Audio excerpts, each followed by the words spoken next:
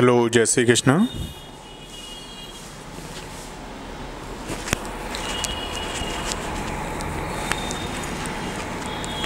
Voice आ रही है आप लोगों को? नहीं आ रही होगी अभी, थोड़ा सा शोर गुल आ रहा होगा। हाँ जी, चलिए थोड़ा नया करते हैं।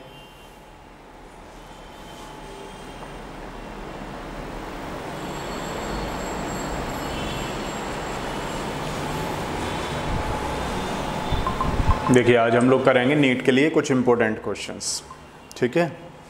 क्योंकि अभी 3 डेज़ वीक में कोशिश करते हैं। पहले फर्स्ट डे इनऑर्गेनिक, उसके बाद ऑर्गेनिक, फिर जो है फिज़िकल करेंगे, ठीक है? तो 3 डेज़ के लिए कल क्या है, 10, 11, 12 3 दिन देंगे केवल और केवल नीट 2020 के लिए, जिसमें आपको काफ़ी इम्पोर्टेंट क्वेश्चंस कल हम लोग करने वाले हैं। इनऑर्गेनिक केमिस्ट्री और ज़्यादा करेंगे, 2-4 घंटे करेंगे, ठीक है? टाइमिंग बता देंगे एक बार, क्योंकि अभी तो कोई बच्चा है ही नहीं। फिर भी देखिए, चलो करते हैं एक बार। अब कुछ कॉन्सेप्ट क्या होते हैं, जैसे मान लीजिए किसी बच्चे को लगता है कि अच्छा ये तो हम कर लेंगे, आता है, लेकिन कई बार थोड़ा सा देखा गया है कि कुछ क्वेश्चन में थोड़ा सा कॉन्सेप्ट होता है, जिसकी वजह से मे बी वो इधर उधर हो जाते हैं क्वेश्चन। कुछ ऐसे क्वेश्चन अभी करने वाले हैं जिससे हमें आइडिया लगे, ठीक है?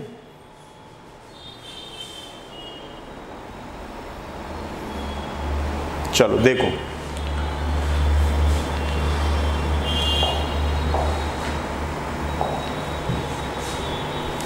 तो पहले लेते हैं जनरली कहाँ पे मिस्टेक होती है वो देखते हैं एक बार।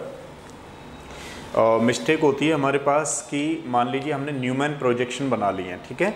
न्यूमैन प्रोजेक्शन में क्या होता है, बच्चे को लगता है कि अच्छा सब जगह स्टैगर्ड लगाना है। जैसे फॉर एग्जांपल के लिए मान लीजिए हमारे पास एन ब्यूटेन है, ठीक है?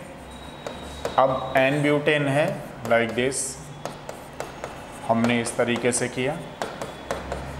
अब ये जो कार्बन है, एक कार्बन सर्किल में चला गया, एक कार्बन सर्किल में चला गया, और जैसे 1 2 3 4 है ना, इसको हम लोग क्या बोल रहे हैं, एन ब्यूटेन। न्यूमैन प्रोजेक्शन पे देखना चाह रहे हैं। अब जैसे क्या हुआ कि हमारे पास एक कार्बन सर्किल में चला जाता है, एक कार्बन डॉट पे रहता है, ठीक है? अब इसका रिवर्स वाई बना लीजिए थोड़ा सा इस तरीके से। बाकी सारे कॉन्सेप्ट आपको मालूम है, जहाँ जहाँ पे प्रॉब्लम आएगी या जहाँ जहाँ पे कुछ डाउटफुल केस होते हैं उनको हम डिस्कस करने वाले हैं।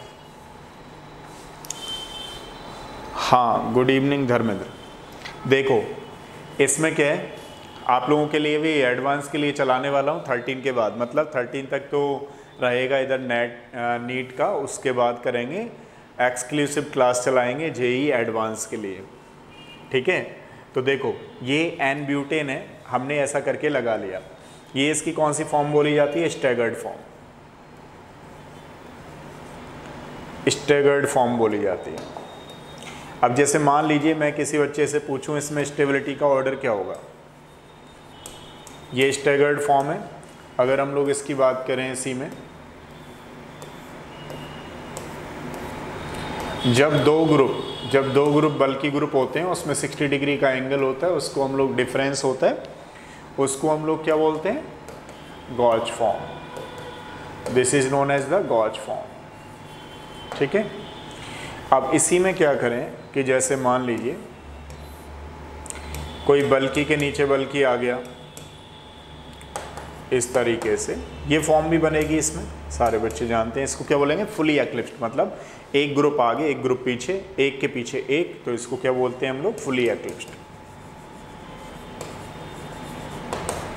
ठीक है? अब यहाँ पे अगर देखें,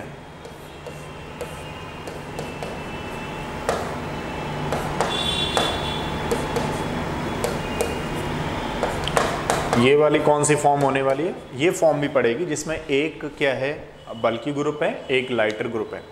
तो एक बल्कि के पीछे लाइटर, तो इस वाली फॉर्म को हम लोग क्या बोलने वाले हैं, एक्लिप्स्ड, ठीक है? एक हमारे पास एक्लिप्स्ड है, तो ये 4 हो गए। मान लीजिए अगर हम बात करें इसकी स्टेबिलिटी की, तो 1 2 3 4 कर लेते हैं। 1 2 3 एंड 4। अगर मैं किसी बच्चे से पूछूं कि इसमें स्टेबिलिटी का ऑर्डर क्या होगा, तो ध्यान रखिएगा सारे बच्चे बोलेंगे सिंपल है, बल्कि ग्रुप दोनों अपोजिट होंगे, ज़्यादा डिस्टेंस पे होंगे तो क्या होगा, लड़ाई झगड़े कम होंगे, लड़ाई झगड़े कम रहेंगे तो मतलब समझ रहे हो आप लोग, दोनों भाई हैं तो दूर दूर होने चाहिए, प्यार ज़्यादा रहेगा, स्टेबिलिटी ज़्यादा रहेगी। तो सबसे ज़्यादा कौन सी फॉर्म स्टेबल होगी, स्टैगर्ड वाली। अब मान लीजिए सबसे झगड़े वाली प्रॉब्लम कहाँ पे, जहाँ पे दो ग्रुप पास रहेंगे, तो फुली एक्लिप्स्ड जो है वो सबसे अनस्टेबल होगी। तो अगर यहाँ पे हम लोग स्टेबिलिटी का केस देखते हैं तो एन ब्यूटेन वगैरह के केस में क्या होता है, एन हेक्सेन, एन ब्यूटेन, तो सबसे पहले आपको स्टैगर्ड लगाना है, जानते हैं आप लोग। उसके बाद इनमें डिफरेंस है तो गॉज के बाद कौन सी होगी, एक्लिप्स्ड के बाद कौन सी होने वाली है, फुली एक्लिप्स्ड। ये हमारे पास स्टेबिलिटी का ऑर्डर होगा। यानी कि अगर हम लोग इसमें कंसीडर करें तो सबसे पहले फर्स्ट हो गया, फर्स्ट के बाद 2 हो गया, 2 के बाद 4 हो गया, 4 के बाद 3 होगा। क्यों 3 क्यों है, क्योंकि 3 क्या है, फुली एक्लिप्स्ड है, ठीक है, ये वाला होगा स्टेबिलिटी का ऑर्डर देखें तो। लेकिन अगर इसी में जैसे मान लीजिए एन हेक्सेन ले रहे हैं, वो भी ऐसे ही जाएगा। लेकिन कौन कौन से ऐसे कंपाउंड हैं जो इस ऑर्डर को फॉलो नहीं करते। एक चीज़ और ध्यान रखिएगा आप लोग, जब ये स्टेबिलिटी का ऑर्डर है तो इसका अगर एनर्जी ऑर्डर पूछा जाएगा तो वो रिवर्स हो जाएगा। यानी कि सबसे ज़्यादा स्टेरिक हिंड्रेंस यहाँ पे, बल्कि ग्रुप दोनों पास पास आ रहे हैं, इंटरेक्शन बिल्कुल पास पड़ रहा है, तो इनको हटाने के लिए ज़्यादा एनर्जी देनी ज़रूरत पड़ेगी। तो अगर इसमें एनर्जी का ऑर्डर पूछ लें तो रिवर्स होता है, सारे बच्चे जानते हैं। अब कहाँ पे मैं बताना चाह रहा था आपको कि कैसे आपको अलग लगाना है, वो समझिए। जैसे मान लीजिए कहीं पर आपको इथिलीन ग्लाइकोल आ गया, इथिलीन ग्लाइकोल। अब आपको ये समझना पड़ेगा इसमें कि यहाँ पर H बॉन्डिंग होगी। H बॉन्डिंग होने की वजह से जो हम एक्सपेक्ट कर रहे थे वो नहीं होगा। जैसे for example this is the ethylene glycol.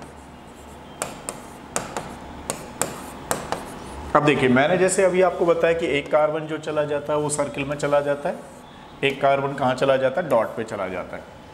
तो एक कार्बन हमारा सर्किल में चला गया, एक डॉट पे चला गया, तो दोनों कार्बन चले गए यहाँ पे। अब हमारे पास क्या अवस्था है, यहाँ हाइड्रोजन, तो हाइड्रोजन यहाँ पे 2 है, यहाँ पे 2 है, 4 हाइड्रोजन हो गए, 2 OH हो गए। उल्टा वाई से शुरू कर लीजिए, सीधा वाई से शुरू कर लीजिए, जैसे आपको मन लगे वैसे करिए। फिलहाल ये OH यहाँ पे, ये यहाँ पे है, ये इस तरीके से। तो इसके केस में हमारा कौन सा हो गया, ये स्टैगर्ड। इस फॉर्मेट में ये फॉर्म भी रही होगी या रहेगी, जैसे भी बोल सकते हैं हम लोग, OH, ये OH, और यहाँ पे आप लोग देख रहे हो इन दोनों ग्रुप के बीच में कितने का डिफरेंस चल रहा है, एंगल का 60, यानी कि गॉज फॉर्म होगी। इसमें ये फॉर्मेट भी रहा होगा, OH के नीचे OH, H के नीचे H और H के नीचे H, ठीक है। इसको हम लोग कौन सा बोलने वाले हैं, फुली एक्लिप्स्ड।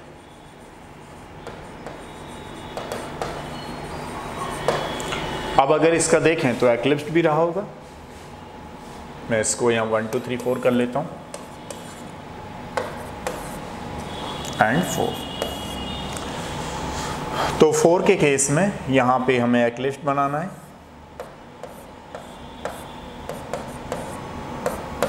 इस तरीके से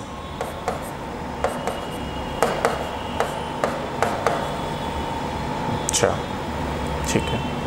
तो एक OH हमारे पास है, तो इस तरीके से, ठीक है। ये कौन सा बन गया हमारे पास, एक्लिप्स्ड।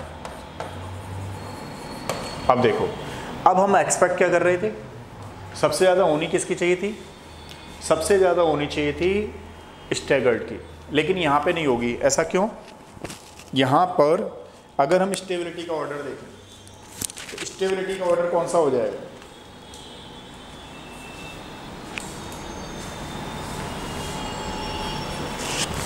बता सकते हैं।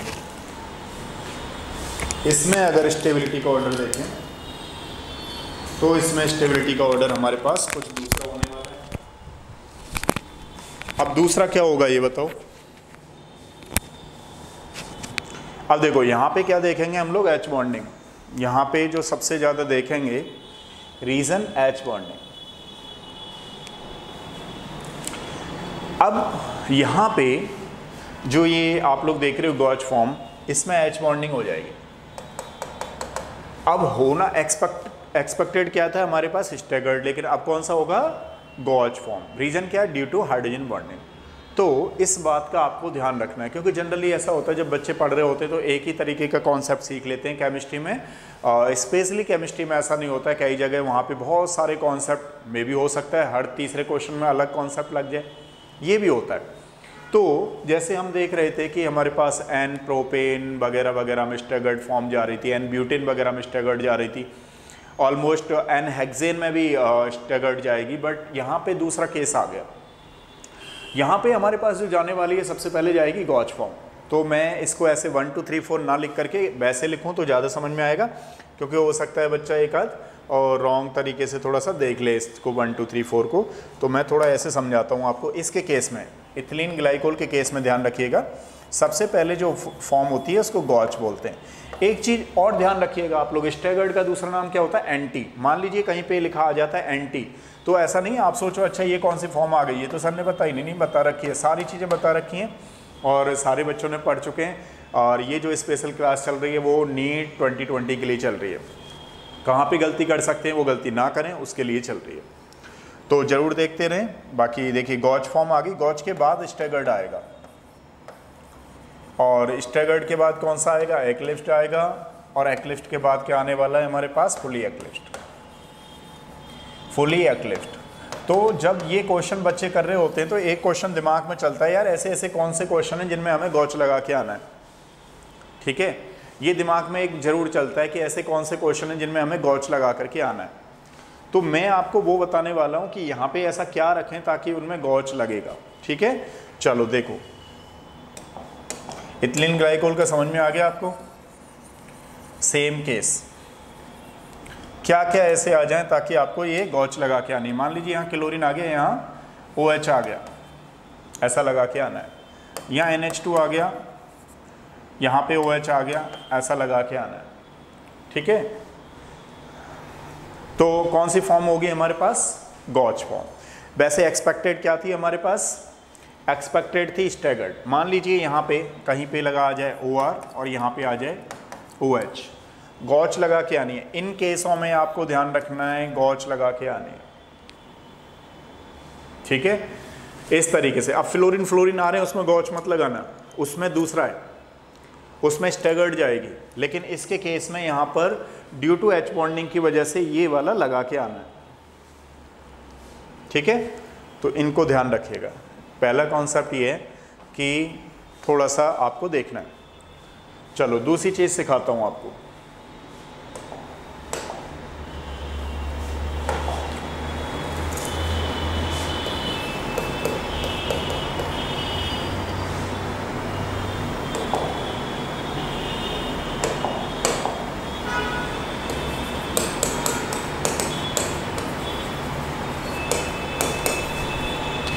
Arrange the decreasing order of heat of combustion.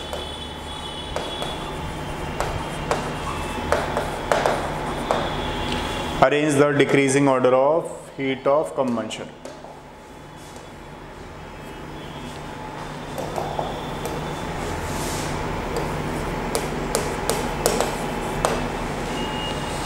मान लीजिए हम कोई दूसरा ले लेते हैं। अब इसी में क्वेश्चन आपके एग्ज़ाम में आ गया।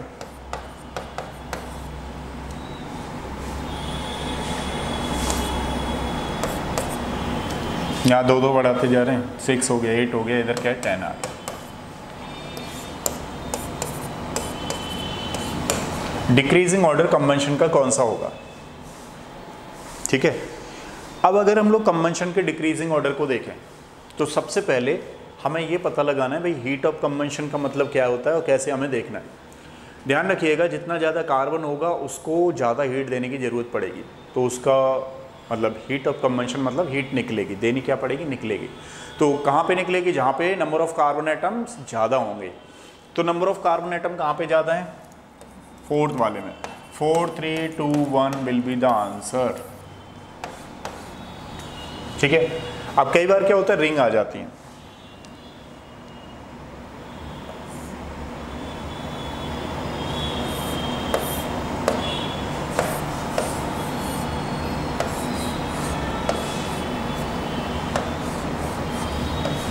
रिंग में पूछ लेता है आपसे हीट ऑफ कंबंशन किसका ज़्यादा होगा। इसमें कोई बच्चा बता सकता है हीट ऑफ कंबंशन किसका ज़्यादा होगा?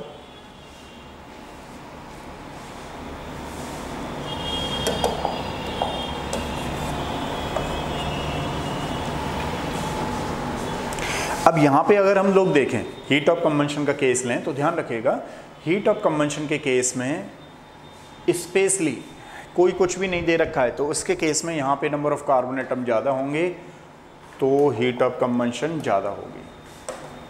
लेकिन अगर कुछ इसमें दे रखा है तो वहाँ पे स्ट्रेन का केस देखा जाएगा।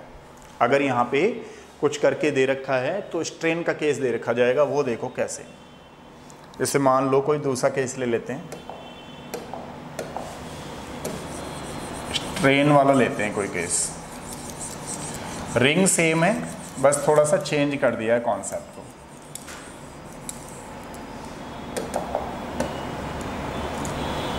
मान लो कोई ये क्वेश्चन हमारे एग्जाम में आ गया,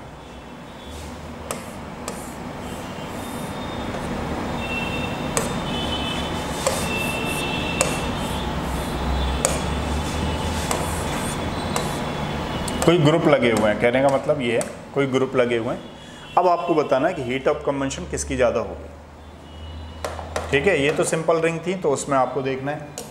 लेकिन अगर सेम क्वेश्चन कुछ ऐसे आ जाए कि कोई ग्रुप लगा हुआ है मिथाइल, तो उसके लिए हम लोग हीट ऑफ कंबंशन कैसे देखेंगे? तो ध्यान रखना वहाँ पर स्ट्रेन थ्योरी चलती है। ठीक है, बेयर स्ट्रेन थ्योरी, यानी कि सबसे ज़्यादा स्ट्रेन जहाँ पे होगा उसके लिए हीट ऑफ कंबंशन ज़्यादा निकलेगी। तो उसके केस में अगर हम लोग देखें यहाँ पे तो सबसे ज़्यादा यहाँ 1 2 3 4 कर देता हूँ पहले तो मैं, तो सबसे ज़्यादा होने वाली है 4 में। ठीक है, अब कोई बच्चा कहेगा sir number of carbon atom तो कम है। नहीं, ज़्यादा हैं, 1 2 3 और 6 तो है, ये 6 हैं। 6 कार्बन पे कहानी चल रही है इसकी, 2 और ले लेता हूँ इस पर, सबके 6 हैं, नंबर ऑफ एटम सेम है। यही आपको समझना है चीज़ें कि किस तरीके से क्वेश्चन आ गया, तो आपको कोई भी क्वेश्चन छूटे ना, उसका बड़ा ध्यान रखना है। अब क्या है, इधर की सारे में कार्बन 6 हैं, लेकिन उस वाले में क्या होगा, स्ट्रेन ज़्यादा आ जाएगा। स्ट्रेन ज़्यादा आ जाएगा तो उसके लिए बहुत सारी हीट निकलेगी। हीट ऑफ कंबंशन सबसे ज़्यादा होगी किसके लिए? 4th के लिए। 4th के बाद किसकी होगी? बेसिकली ये 2 के लिए। 2 के बाद किसकी होगी? 3, एंड इसमें कोई स्ट्रेन नहीं आएगा ड्यू टू स्ट्रेन।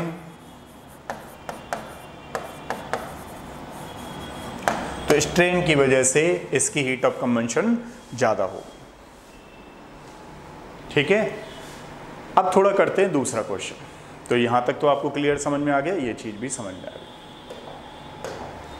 अब देखिए, जैसे कई बार क्या होता है बाइफिनाइल रिंग में कुछ क्वेश्चंस आए हुए हैं, वो मैं आपके साथ डिस्कस करूँगा कौन कौन से क्वेश्चन हैं। बाइफिनाइल रिंग में कई बार क्या होता है कि एक्टिव इनएक्टिव क्वेश्चंस आ जाते हैं। तो वो जो आए हुए हैं वो एक बार डिस्कस कर लेते हैं। अच्छा, एक चीज़ ध्यान दो सारे बच्चे, क्योंकि अभी मैं थ्योरी तो पढ़ा नहीं रहा, अभी मैं केवल और केवल क्वेश्चंस आपको करा रहा हूँ, और वो क्वेश्चन करा रहा हूँ जो नीट के लिए 20 के लिए बहुत ज़्यादा इंपॉर्टेंट हैं, और अगर कोई बच्चा दे रहा है एग्ज़ाम तो उसको तो देखना ही चाहिए। चलिए अब लेते हैं दूसरा टॉपिक। अब ये है कि कौन से कंपाउंड ऑप्टिकल एक्टिव होंगे, कौन से ऑप्टिकल एक्टिव नहीं होंगे। तो होता क्या है, जनरली क्वेश्चन आ जाता है नॉर्मल, तो वो सारे बच्चे बता सकते हैं हेलो एल्केन्स, हेलो एरिन्स, थोड़ी थोड़ी उसकी स्टीरियो केमिस्ट्री दे रखी है। तो बच्चा कितना जानता है कायरल सेंटर का। ठीक है, अब कायरल सेंटर से थोड़ा आगे चलेंगे हम लोग। ठीक है, कुछ केस अलग से लेंगे। जैसे मान लीजिए कायरल सेंटर क्या है कि सबसे पहले लैक्टिक एसिड में देखा गया था 1997 में, ऑब्जर्व किया गया था कायरलिटी को। तो ऑब्जर्व किया गया था, this is known as the lactic acid, यानी a carbon having 4 different group, that is called the this one. अब कोई बच्चा ये मत कहना सर ने नीचे लगा रखा है COH, चलो आपके लिए ऊपर लगा देते हैं, यहाँ लगा देते हैं। ये एक्चुअली में क्या होता है ना, मोर ऑक्सीडाइजिंग ग्रुप ऊपर लगता है, लेकिन यहाँ पे ऐसा चीज़ नहीं देखते हैं, वो फिशर वाले कंपाउंड में देखते हैं ना कि इसमें। तो what do we know the chiral centre? Chiral centre means आप लोग देख रहे हो, this is the lactic acid जो मिल्क में पाया जाता है। एक कार्बन पर 4 डिफरेंट ग्रुप हैं, 1 2 3 and 4। A carbon having 4 different group that is called the optically active. इसमें plane of symmetry, plane of symmetry वगैरह एब्सेंस होती है और non superimposable mirror image होती है। सारे बच्चे इस चीज़ को जानते हैं, ठीक है। तो मान लीजिए अगर ये आ गया तो सारे बच्चे बता ही देंगे जी ऑप्टिकली एक्टिव है, तो इसमें तो कोई प्रॉब्लम नहीं है। लेकिन कुछ डिफरेंट टाइप के क्वेश्चंस आ गए तो उसमें आप कैसे पता लगाओगे कि that will be the optically active और नॉट? तो वो क्वेश्चन हम लोग करेंगे, ठीक है। अब देखो इसमें जैसे मान लो कोई क्वेश्चन आया हुआ है किसी एग्जाम में, अगर ऐसा करके आ जाए CH3 CH2 है ना, और ये है यहाँ पे, इसको थोड़ा सा चेंज करते हैं।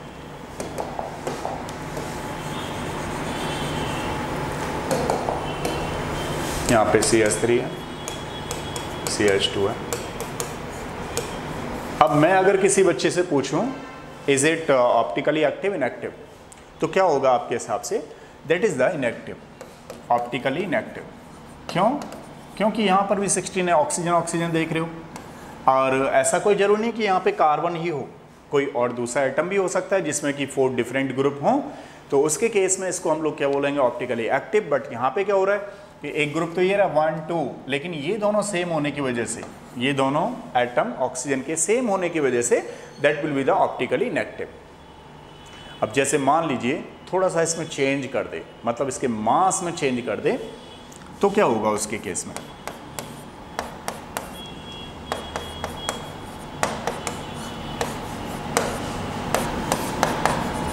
अब कुछ ऐसा लिख दे, तो अब क्या है, ये डिफरेंट एटम माने जाएंगे, यानी 4 डिफरेंट एटम माने जाएंगे। तो एक ग्रुप ये हो गया 1 2 3 and 4, that will be the optically active. क्या बोला जाएगा? ये ऑप्टिकली एक्टिव, ठीक है, इस तरीके से। अब सेकंड केस लेते हैं, जैसे मान लीजिए यहां पर ये कैसा होगा? Optically active inactive? इनएक्टिव होगा, क्योंकि नाइट्रोजन से क्या है, सारी की सारी लगभग सेम जुड़े हुए हैं। इसको मैं थोड़ा डिफरेंट भी कर देता हूं, जैसे मान लीजिए इसको थोड़ा डिफरेंट करते हैं। अब डिफरेंट में भी हमें ये समझना है, क्या ये ऑप्टिकली एक्टिव होगा? कोई एटम दूसरा लगा दो, CH3, ठीक है। तो अगर यहां पे बोला जाए आपसे क्या ये ऑप्टिकली एक्टिव है? हाँ, एक चीज है, जैसे जो ये लॉन पेयर इलेक्ट्रॉन्स होता है,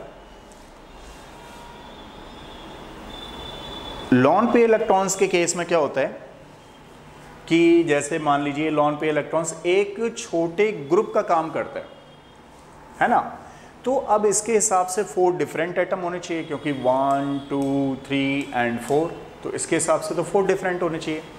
लेकिन इसमें जो मैं अभी आपसे क्वेश्चन डिस्कस करने वाला हूँ या कर रहा हूँ, वो ऐसे क्वेश्चंस हैं जिनमें आपको लगेगा हम कर लेंगे, लेकिन वहाँ पे गलत के चांसेस 99% होते हैं। तो गलती ना करो, कहाँ पे गलती कर सकते हो तो वो एक बार डिस्कस कर लेते हैं, जिससे कि आपका और थोड़ा सही रहेगा। अब थोड़ा यहाँ पे आइए, जैसे मान लीजिए यहाँ हम ये सोच रहे थे कि भाई इसके 4 डिफरेंट एटम है, 1 2 3 एंड 4, लेकिन होगा क्या, नाइट्रोजन में वेकेंट डी ऑर्बिटल होते नहीं है। अब होते नहीं है जिसकी वजह से ये पिरामिडल इन्वर्जन बोला जाता है, यानी कि लॉन पे इलेक्ट्रॉन बड़ी जल्दी से रोटेट कर जाएंगे और नीचे की तरफ इन्वर्जन हो जाएगा। अब इन्वर्जन होने की वजह से इसको बोलते हैं हम लोग पिरामिडल इन्वर्जन। तो क्या ये ऑप्टिकली एक्टिव होगा? नहीं, ये ऑप्टिकली एक्टिव नहीं होगा। रीज़न क्या है? क्योंकि जितना लॉन पे इलेक्ट्रॉन हमें ऊपर दिखाई दे रहा है 50%, वो जल्दी से इन्वर्जन करके नीचे की तरफ आ जाएगा, और जब नीचे की तरफ इन्वर्जन करके आ जाएगा तो that will be the optically inactive. ठीक है, इस बात का ध्यान रखिएगा, दिस इज द इनएक्टिव। अब एक दूसरा केस लेते हैं, मान लीजिए अगर यही केस, सेम केस किसी रिंग में होता, सेम केस अगर किसी रिंग में होता है लाइक दिस,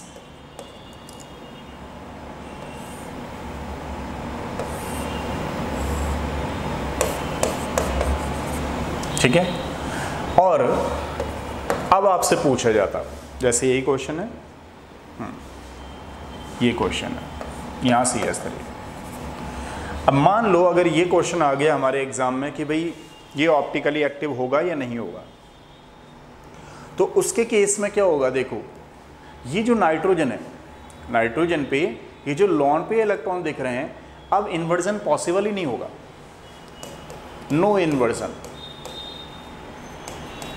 अब इन्वर्जन किसको कहते हैं, जैसे मान लीजिए कि यहाँ पे जब अभी एलिसाइक्लिक थे, एलिफैटिक थे, तो इमीडिएटली चेंज हो जाना, 50% ऊपर जा रहा है 50% नीचे आ जाए, तो उसको बोलते हैं इन्वर्जन ऑफ कॉन्फ़िगरेशन या इन्वर्जन हो जाना। तो उसके केस में वहाँ पे क्या होगा, ऑप्टिकली इनएक्टिव होगा। बट यहाँ पे क्या होगा, एक्टिव। रीज़न क्या है, पॉसिबिलिटी नहीं है कि ये जल्दी से घूम जाए, क्योंकि रिंग का केस ले रहे हैं हम लोग, तो रिंग के केस में क्या होगा, एक्टिव होगा। इस बात का आपको ध्यान रखना है, ठीक है।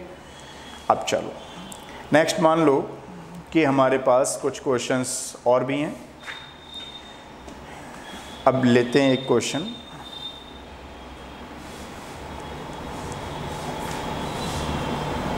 एलिन के केस में। अब जैसे सबसे पहले तो आप ये समझिए कि यहाँ पे कोई चीज़ है, odd number of double bond है, तो इसको बोलते हैं रेस्ट्रिक्टेड रोटेशन। रेस्ट्रिक्टेड रोटेशन मतलब हो नहीं सकता, घूम नहीं सकता मॉलिक्यूल्स। तो जब घूम नहीं सकता तो वहाँ जीआई देखते हैं।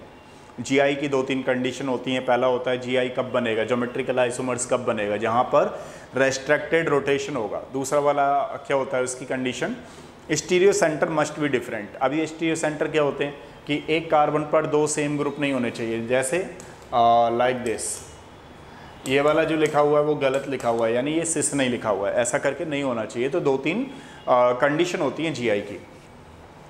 अब मान लीजिए system must be planar. Planar कब होगा, जब odd number of double bond आएंगे। अब मैं जरा इसको ऑड को हटाता हूँ, इवन नंबर लगाता हूँ, तो इवन के केस में वहाँ पे क्या देखना शुरू कर देते हैं हम लोग, ऑप्टिकल एक्टिविटी। अब कौन मॉलिक्यूल्स ऑप्टिकल एक्टिव होगा, कौन नहीं होगा, तो उसमें हम लोग देखेंगे। और इसको क्या बोलते हैं हम लोग, एलिन। ये एलिन के केस है। अब जैसे फॉर एग्जांपल हमारे पास कोई ग्रुप ऐसे लगे हुए हैं, और तो इसके केस में आप लोग क्या कहने वाले हो, इसको मॉलिक्यूल को इनएक्टिव, यानी कि सब जगह एक जैसे लगे हुए हैं। जरा थोड़ा चेंज करते हैं। मान लीजिए हमारे पास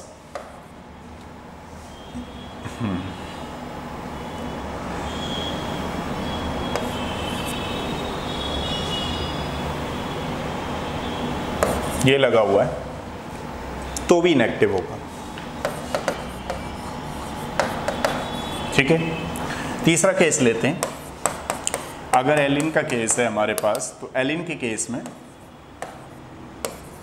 ये आया हुआ है, अगर एक सेंटर पे भी दोनों सेम है तो वो भी इनएक्टिव होगा,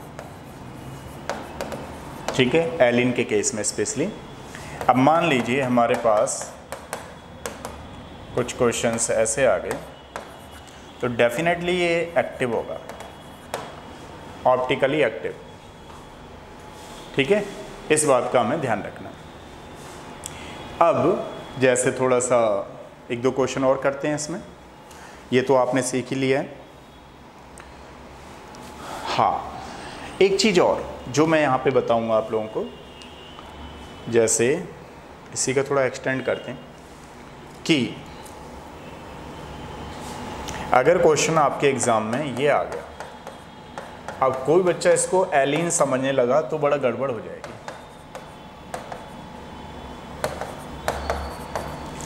अब कोई बच्चा सोच रहा है ये तो एलिन का केस है। नहीं भाई, ये एलिन का केस नहीं है। एलिन के केस में क्या है कि जो ये डबल बॉन्ड है वो इवन होगा। अगर मान लीजिए डबल बॉन्ड ऑड हो गया तो उसके केस में सिस्टम प्लेनर हो गया। अब प्लेनर हो गया तो ये कैसा होगा, इनएक्टिव।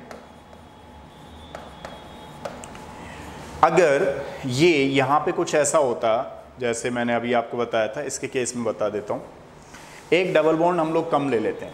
जैसे मान लीजिए एक डबल बॉन्ड हमने यहाँ पे कम लिया, यानी कि यहाँ पे 3 डबल बॉन्ड है, 1 2 3, जबकि यहाँ पे 2 डबल बॉन्ड है। और इसी को मैं किसी बच्चे से अगर ऐसे पूछ लेता हूँ तो अब ये एक्टिव होगा। रीज़न है क्यों? आप देखिए ये नॉन प्लेनर सिस्टम है, ये non planar, planar non planar मतलब क्या? Odd number of double bond है तो उसमें प्लेनर होगा, even number of double bond है तो उसमें प्लेनर नहीं होगा। अब नहीं होगा इसलिए अगर दो डिफरेंट ग्रुप आए हुए हैं तो उसके केस में एक्टिव होगा। अगर मान लीजिए यहाँ पे 3 डबल बॉन्ड आए हुए हैं, 2 डिफरेंट एटम आए हुए हैं, उस केस में भी वो इनएक्टिव होगा। इस क्वेश्चन को ध्यान रखना। थोड़ा आगे चलते हैं, कुछ क्वेश्चंस हैं वो डिस्कस करते हैं पहले।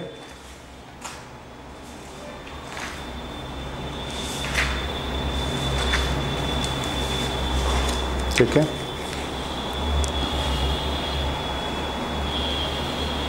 अब जैसे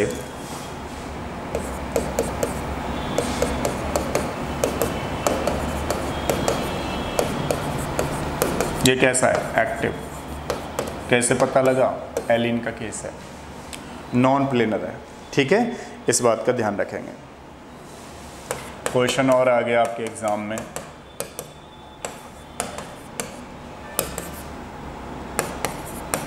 कैसा है? एक्टिव। कैसे पता लगा? नॉन प्लेनर है।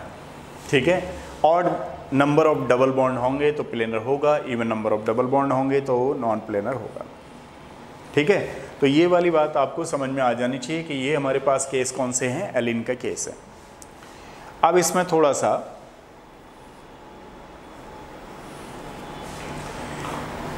ये एलिन के केस हैं। अब आपको समझ में आ गए होंगे कैसे करने हैं क्वेश्चन। बहुत ही इंपॉर्टेंट है, सिली मिस्टेक की तो चला जाएगा क्वेश्चन, तो आप गलती नहीं करनी है, एक बार देख लेना। ठीक है, अच्छा मैं रिकॉर्ड कर रहा हूँ, आप लोगों को मालूम है, क्योंकि अभी बच्चे जो है आते नहीं हैं, कम आते हैं, तो कोई बात नहीं, आप देखते रहो, जहाँ पे प्रॉब्लम है वो भी पूछते रहना है। अब थोड़ा बाईफिनाइल का केस समझाता हूँ आपको। हमने एलिन का समझ लिया, लेकिन अब बाईफिनाइल का समझते हैं। ठीक है, बाईफिनाइल के केस में नीट में बहुत आ जाता है क्वेश्चन, और आया भी हुआ है।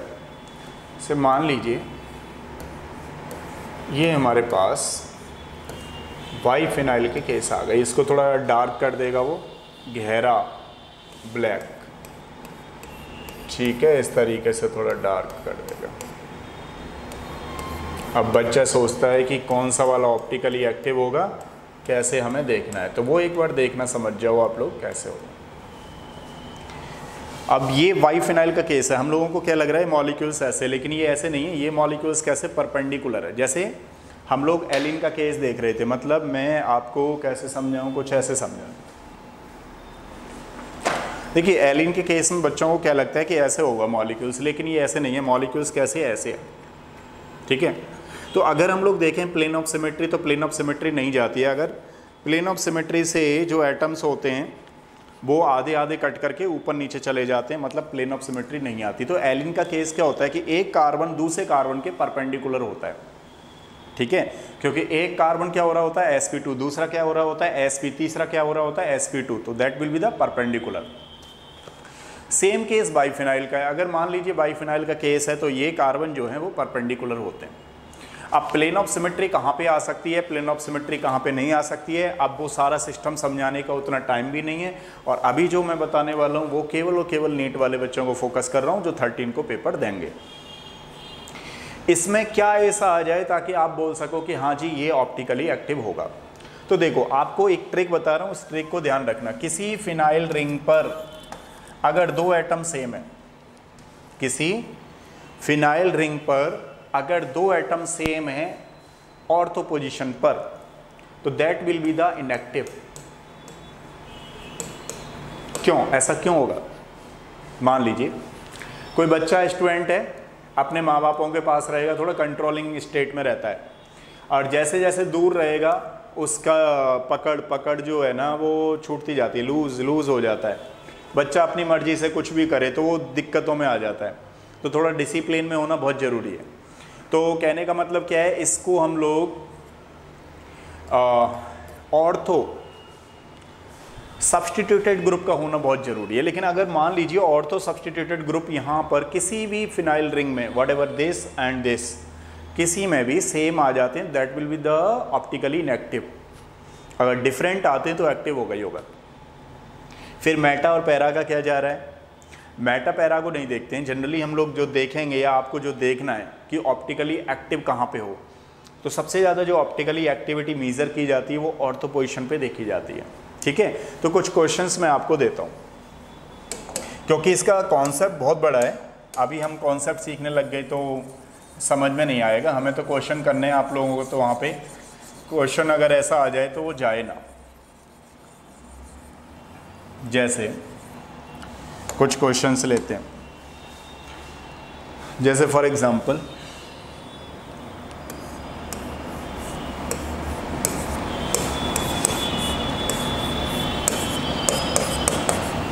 अगर मैं किसी बच्चे से पूछूं बताओ भाई ये ऑप्टिकली एक्टिव है इनएक्टिव है, तो ये इनएक्टिव होगा। कैसे पता लगा आपको? Optically inactive. मैंने कहा था ना, अभी आपको समझाया था कि अगर एक भी ऑर्थो पोजीशन सेम ग्रुप की है तो उस कंडीशन में molecule will be optically inactive. अगर सारे डिफरेंट है तो ऑप्टिकली एक्टिव होगा ही होगा। दूसरा केस लेते हैं। दूसरा केस हमारे पास ये है, मान लीजिए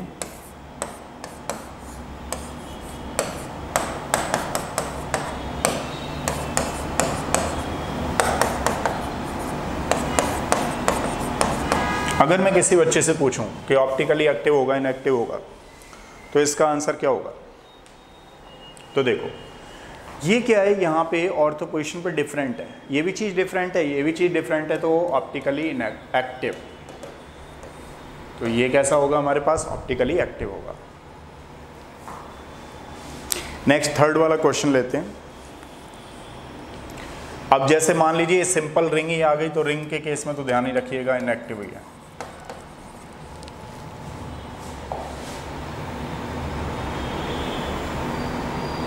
ठीक है, अब नेक्स्ट क्वेश्चन है हमारे पास,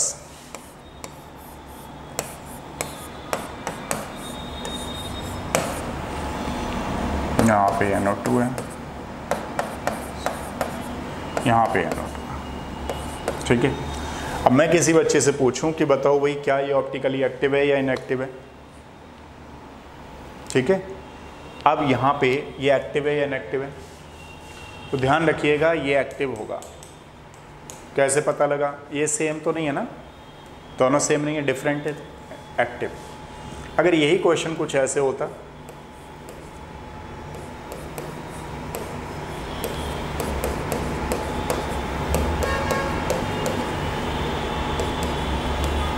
कुछ यहाँ पे भी लिखा होता, तो कैसा होता ये?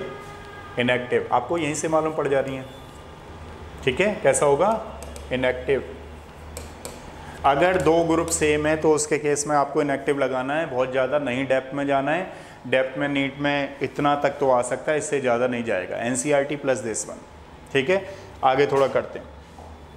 आ सकता है बोला है मैंने, ठीक है, आएगा ऐसा नहीं बोला। अब मैं बात करता हूँ आगे। जैसे मान लीजिए ये क्वेश्चन आपके एग्ज़ाम में आ गया,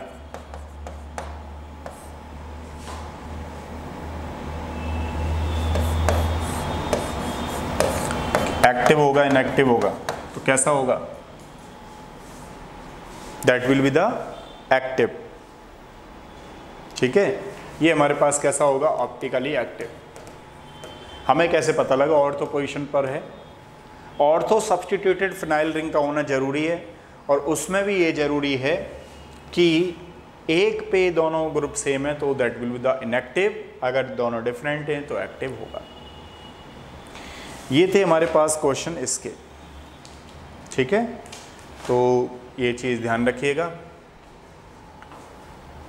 चलो नेक्स्ट कल करते हैं, और कल अपनी तरफ से तो कोशिश पूरी करेंगे कि आपको इनऑर्गेनिक केमिस्ट्री पूरी जहाँ जहाँ पे लग रहा है मुझे कि इम्पोर्टेंट है और सारे नीट वाले बच्चों को करनी चाहिए, तो कल इनऑर्गेनिक कराएंगे, चाहे भले 3 आवर्स कराएं चाहे 4 आवर्स कराएं, और परसों ऑर्गेनिक देन फिजिकल।